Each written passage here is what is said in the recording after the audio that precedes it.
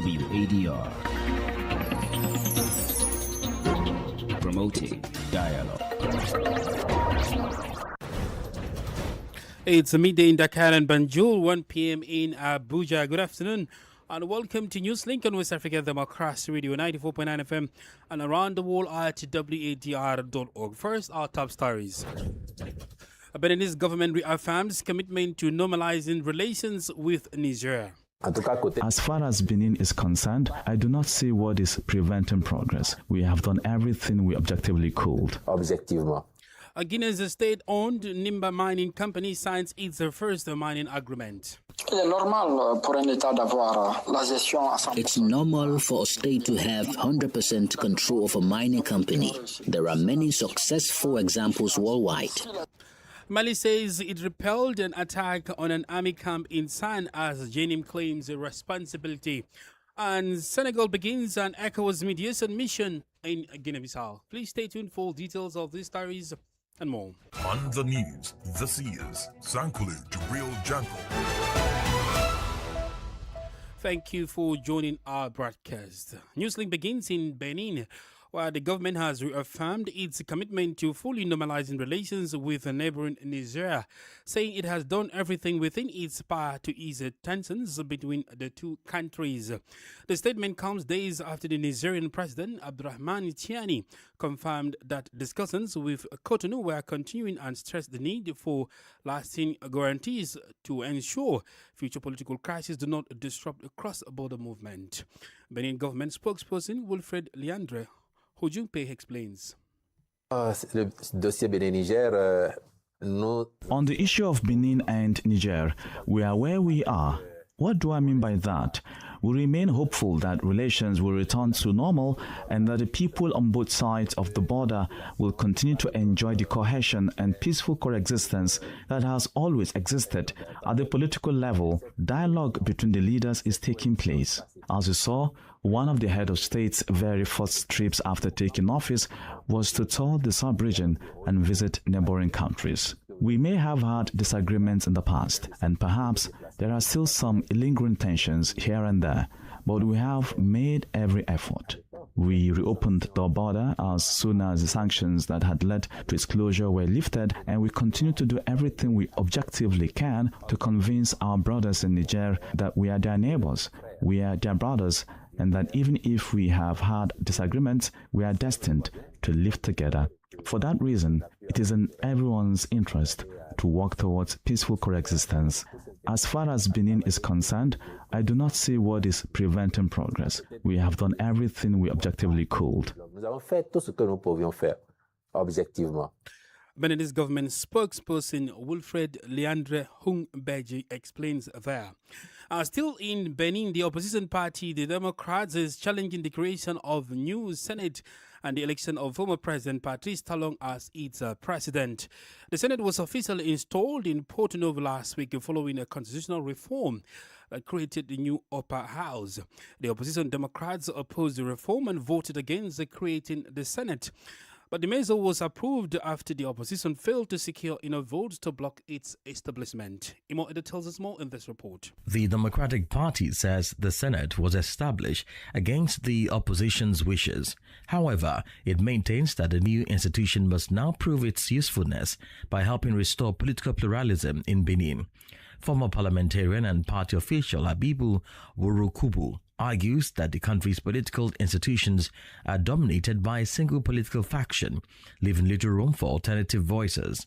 Last Thursday, the new Senate's Bureau constituted its first leadership, which consists of Patrice Talon as president, former National Assembly President Louis Vlavunu as vice president, Alassane Seydou rapporteur, and Adijatu Mathis as deputy rapporteur. They were appointed for a renewable 5-year term. But the Democrats are therefore calling for an independent and objective Senate that can represent different political viewpoints and help address the country's political challenges. The opposition says the legitimacy of the new upper house will ultimately depend on its ability to uphold political diversity and carry out its constitutional responsibilities impartially. Imo Edet with that report.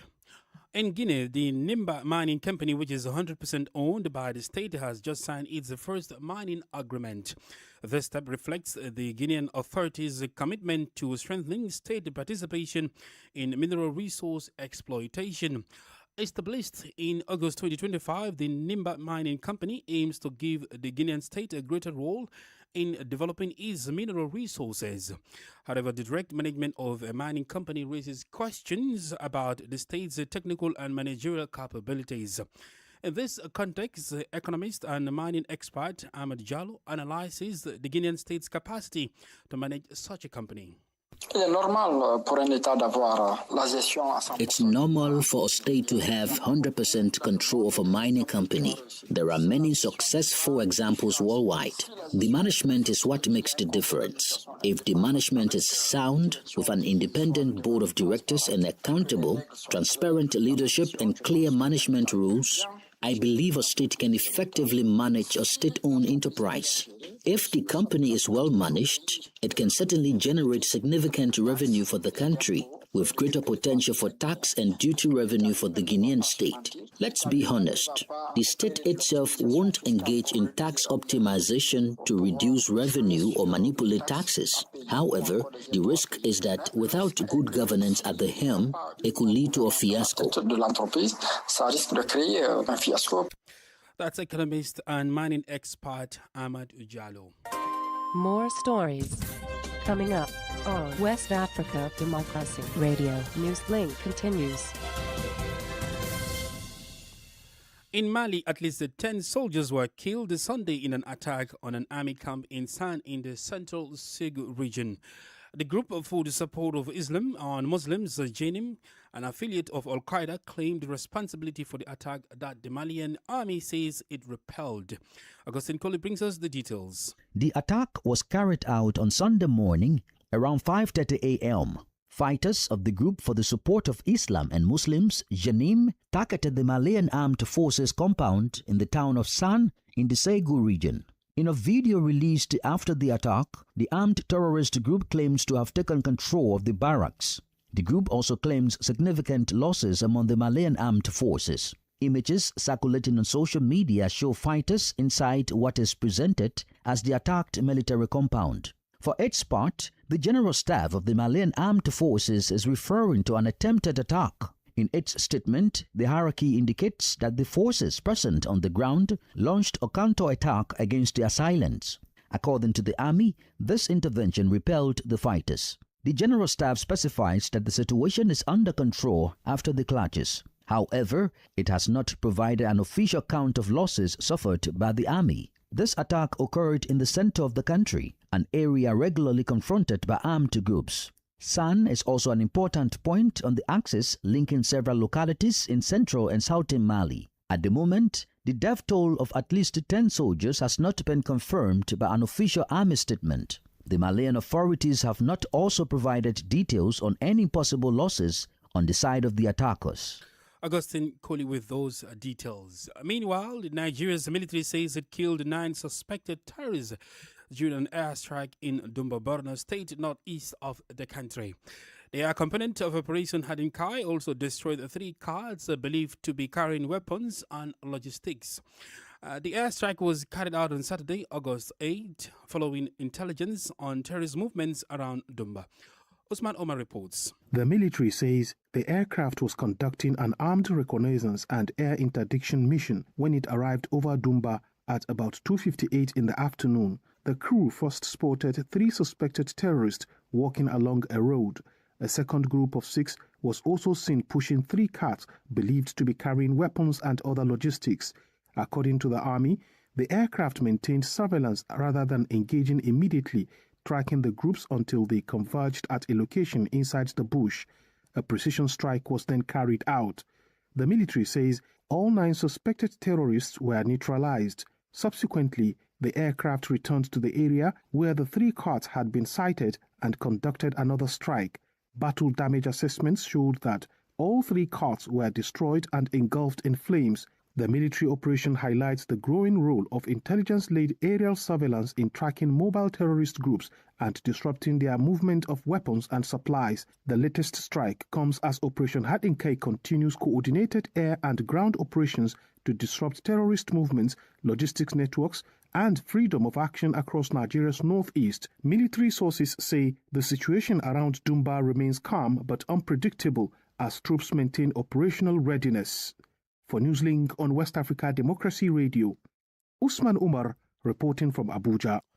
In Niger, several families are mourning the deaths of their loved ones following a deadly road accident near the capital, Niamey.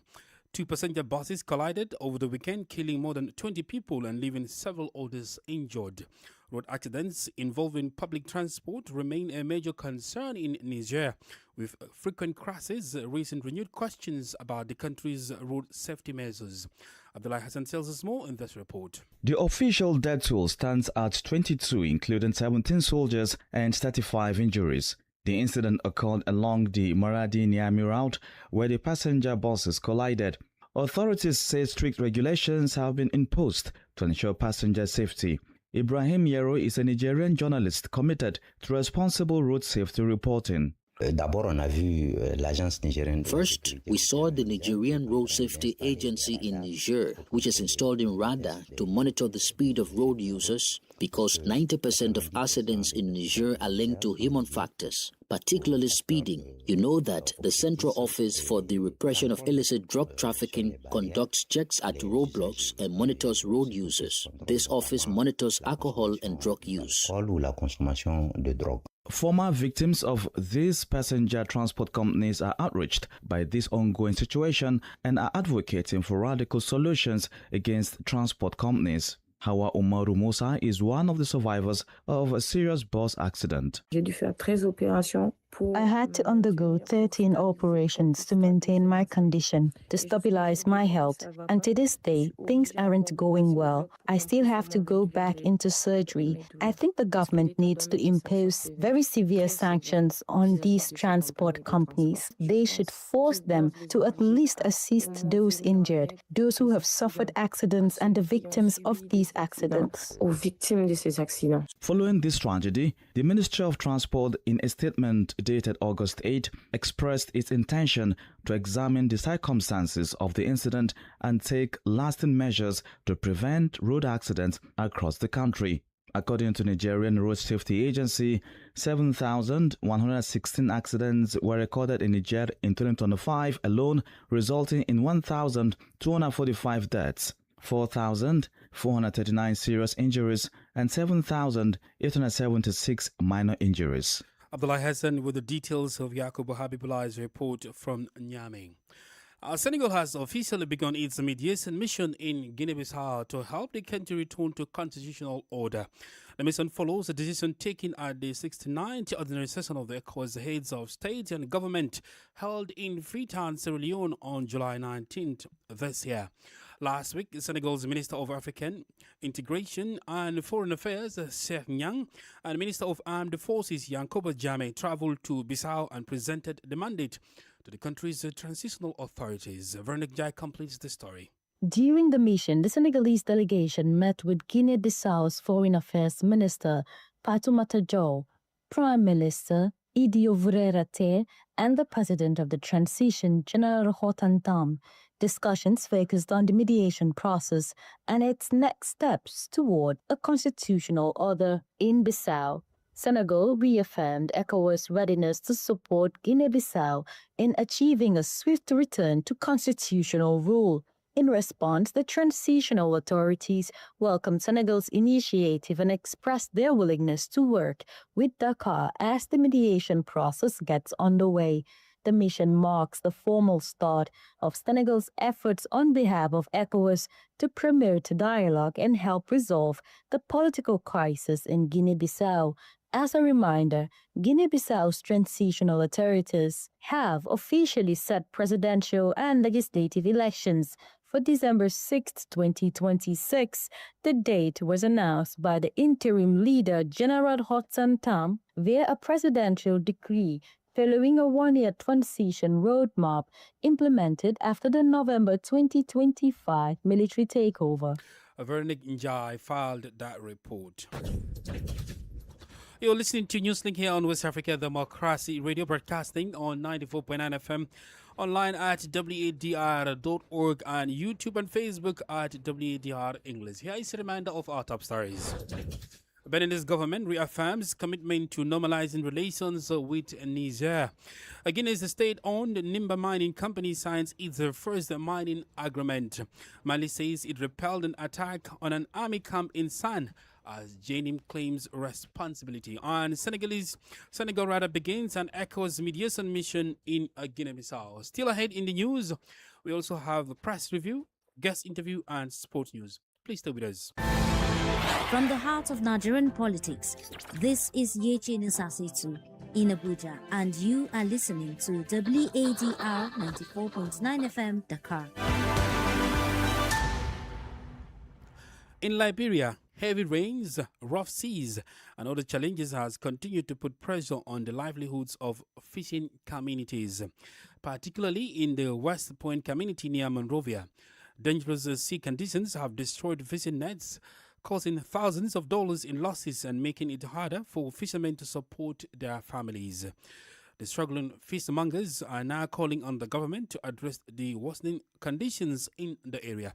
WDR's Monrovia correspondent Abraham Parker reports. West Point community has a long history as a fishing community, and it remains one of Monrovia's important coastal areas for fishing, learning, and interfaith trading. However, the challenges confronting the sector are becoming increasingly difficult, particularly during the rainy season. Additionally, the destruction of fishing nets at the sea by larger fishing vessels forces fishermen and the fishmongers to stop fishing for months. My vessel went fishing and ship run through my net. All of my net go. The net are loose. Almost 12,000 United States dollars. And friends, they have no regrets. When they see rough, sometimes kino chapsa in the bad mouth, and the human life can be involved. Some of the difficulties we don't see after paying our taxes, they go to our net. No understanding. The difficulties are also affecting women who depend on fishing for their livelihoods. A fishmonger, Shalon Wadr in West Point, says heavy rains sometimes reduce the availability of fish from local fishermen. Meanwhile, the Environmental Justice Foundation Program Officer, Augustine Fayard, expresses concern about the poor sanitation conditions in the West Point community. Sometimes it becomes difficult to see whether you really want to eat that fish. The activities that are happening in the water. Most of the fish being landed here, they come from the sea. As the rainy season continues, fishermen and the fishmongers in West Point are calling for greater protection of their livelihoods, safer conditions at sea, effective redress when fishing gear is damaged, and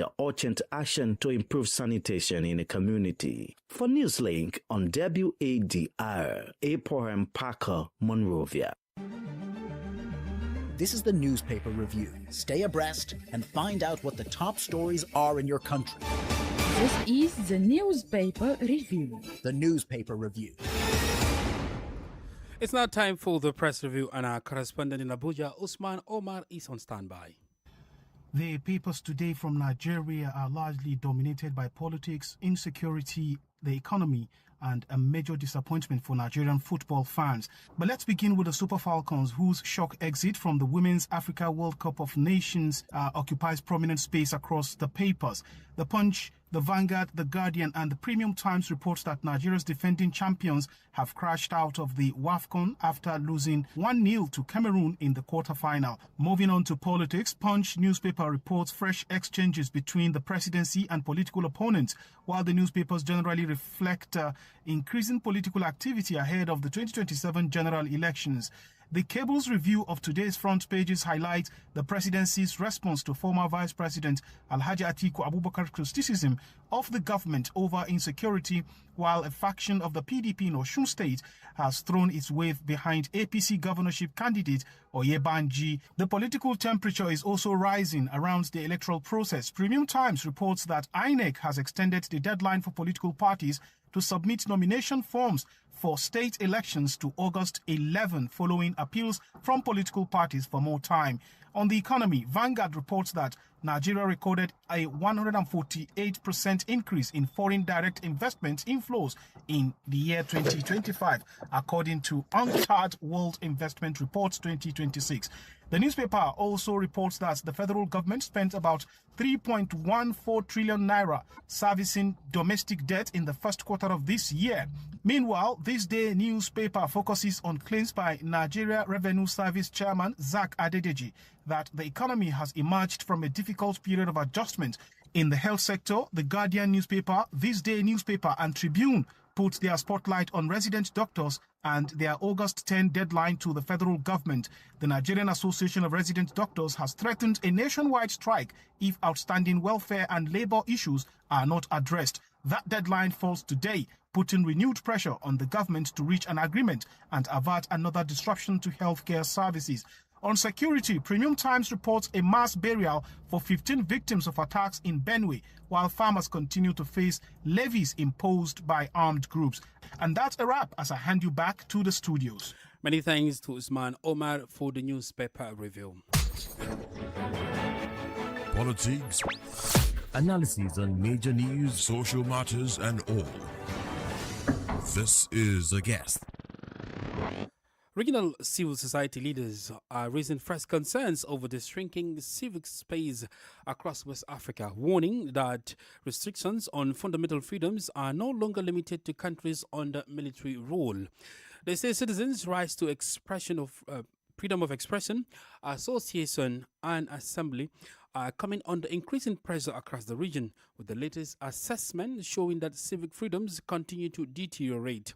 Our guest, Omolara Balogun, head of policy influencing and advocacy at the West Africa Civil Society Institute, WACSI, says her assessment of the situation. She was speaking on WADR's Citizens Hour. When we look across the region, we currently have 3 of the countries in former ECOWAS under military regimes, Mali, Niger, and Burkina Faso. And we understand that where this kind of regime exists, citizens' rights, freedom of expression, association, and assembly is usually the first target.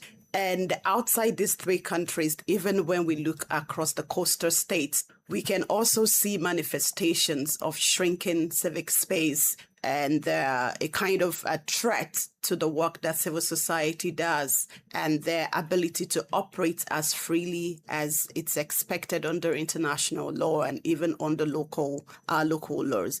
The recent report from Civicus, all the countries in West Africa now have been rated narrowed, obstructed, or restricted. And what this means is that the situation is not getting better.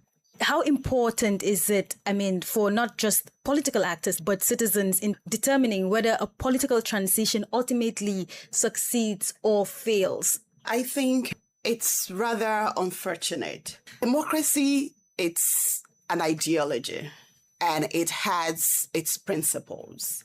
And those principles are very central to its practices and how it operates. Where you do not have freedom to express yourselves, which is one of the fundamental bedrock of a functional democracy. Democracy creates rooms for debate, for ideation, for disagreement, negotiations, discussions. These are very important. And it is also a kind of government that gives rooms and spaces for everybody to participate. So regardless of who you are or what your trajectory had been, if the government you run does not weave those principles together, that's not democracy. Well, I'll just bring in the case of the Gambia. Yeah. Yes, the coup happened in 1994, but Jammeh was in power. Elections were held, but the Gambia is still described as a country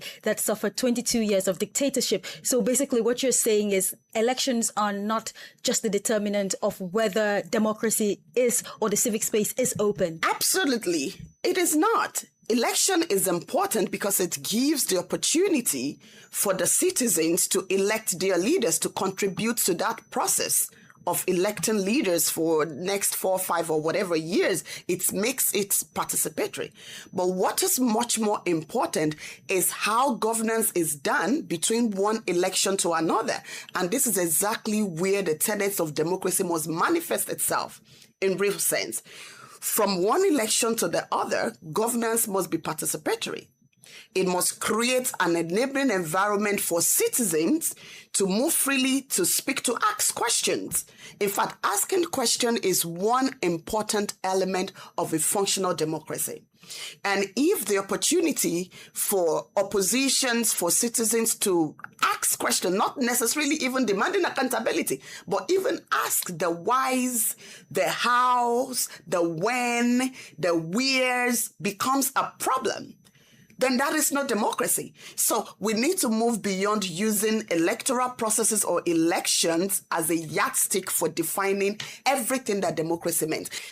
That was Omolara Balogun, Head of Policy Influencing and Advocacy at West Africa Civil Society Institute, WACSI.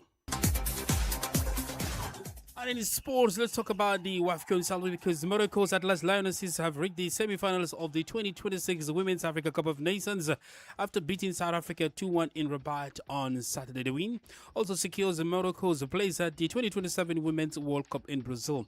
The Atlas Lionesses will now face Cameroon in the semi-finals. Meanwhile, Algeria have also secured a place in the semi-finals of the tournament after beating Côte d'Ivoire 2-1 in Casablanca on Saturday. The victory sends Algeria into the semi-final and secure their place for the 2027 Women's World Cup in Brazil. And on Sunday games, Cameroon have reached the semi-finals of the 2026 Women's Africa Cup of Nations after defeating defending champions Nigeria 1-0 in a tightly contested quarter-final in Casablanca. The victory ends Nigeria's title defense and also secures Cameroon's qualification for the 2027 FIFA Women's World Cup in Brazil. And finally, Malawi have reached the Women's AFCON semi-finals for the first time and qualified for the 2027 FIFA World Cup after beating Ghana 2-1 on Sunday. Ghana's hopes, however, of returning to the World Cup remains alive. The Black Queens will face Côte d'Ivoire in the African playoff, with the winner moving on to the Intercontinental playoffs. That's it for sports. We've come to the end of this edition of Newslink on West Africa Democracy Radio, broadcasting from Dakar, Senegal. Thank you for listening, and many thanks to Ismaila Kamara and João Sinho Capa Gomez for the technical assistance. Do interact with us via social media platforms, including X, Instagram, and Facebook at WDR English. I am Sankuli Jibril Janko. Good afternoon. We thank you for listening to Newslink in Nigeria on Love FM Abuja and Darling FM Owerri. In the Gambia on Hot FM Banjul, Hilltop FM and Veritas Radio in Serekunda. Thank you for listening on Alternative Youth Radio Lofa County, Liberia, Radio Kegaman in Nimba County, and DCN Radio Riverses County. A big thank you to Radio Graft FM in Sierra Leone for listening, and in Ghana we thank Radio Pad in Damango and Royals FM in Wenchi. Thank you all for listening to